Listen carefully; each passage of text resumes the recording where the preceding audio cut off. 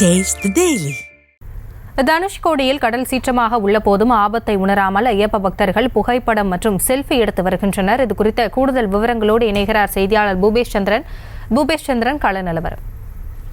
வணக்கம். ராமநாதபுரம் மாவட்டம் மற்றும் அதனை சுற்றி இருக்கக்கூடிய கடலோர பகுதிகளில் கடந்த சில நாட்களாகவே கடல் தொடர்ச்சியாக கொந்தளிப்புடன் காணப்படுகிறது.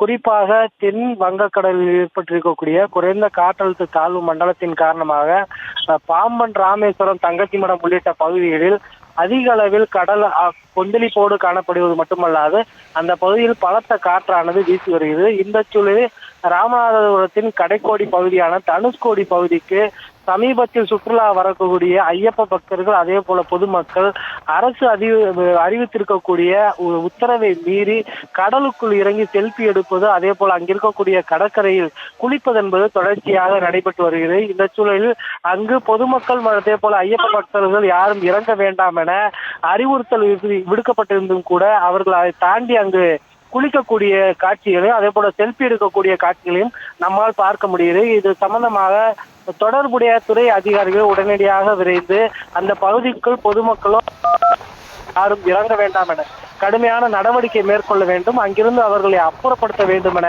கோரிக்கை எழுந்துள்ளது. அசம்பாவிதங்கள் ஏற்படும் முன்பாகவே இது சம்பந்தப்பட்ட அதிகாரிகள் விரைந்து இதில் துரித நடவடிக்கை எடுக்க வேண்டும் என அந்த பகுதியைச் சேர்ந்த பொதுமக்கள் கோரிக்கை விடுத்துள்ளனர். விவரங்களுக்கு நன்றி.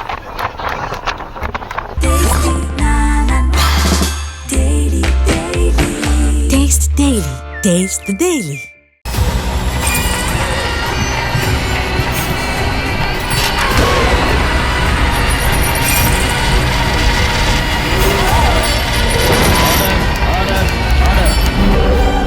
குற்றங்களின் மறுபரிமாணம் நிகழ்தகவு நமது நியூஸ் தமிழ் தொலைக்காட்சியில் விரைவில்.